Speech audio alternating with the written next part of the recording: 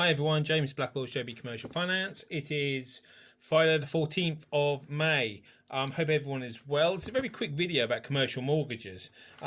Most of my videos in the last year or so have been around the government loan schemes, as you're probably well aware.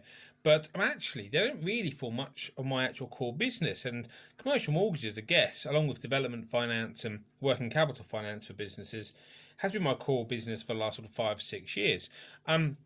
Quite often I'm asked with commercial mortgages, I rent at this moment in time, I rent my business premises, I can't really afford to buy. And I say, well, actually, yes, you have got an initial cost with regard to legal, solicitors, and a deposit, which is generally larger for a commercial property than it is for a residential.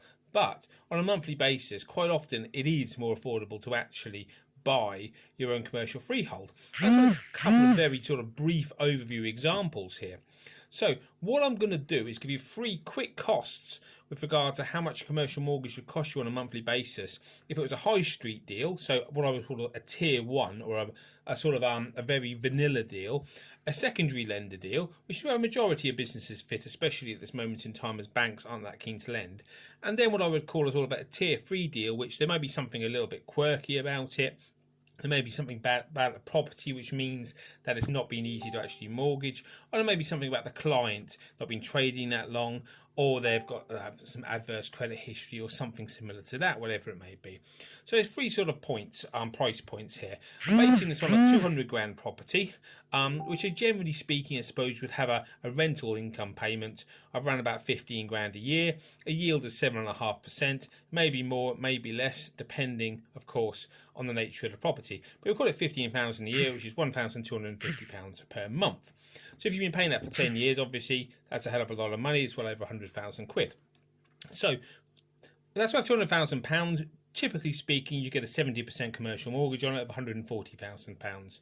Now, if you borrowed that money over a 25-year period, which again is pretty standard commercial mortgage territory, you can do less and overpay, or you can do more and overpay, whatever it may be. But we'll work it out over 25 years. A high street deal would be around about £700 a month. Secondary lender deal will be about £838 a month. And the highest, a tier 3 deal, will be around about £989 a month. So all 3 of those, so even if you're really struggling to get a mortgage, you went with a tier 3 lender, that's based on an interest rate of 7%, which is quite high in the great scheme of things, it would still be around about £260 a month cheaper than the rent you'd be paying. If you should get it on an interest-only basis, which you can do for an initial period, or you can do it for a longer term, depending on the lender, the lower deal, the high street deal, will be about £408, the secondary lender about £612, and the tier 3 lender will be about £816 a month. So still considerably lower than it would be if you were paying the rent.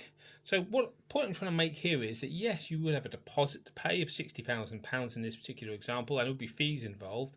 But on a monthly basis, it is cheaper to actually buy your property than it is to rent it. And that's quite an eye-opener for a lot of people.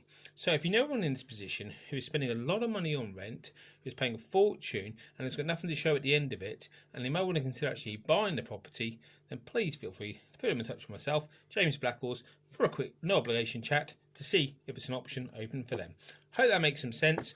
Any questions, get in touch.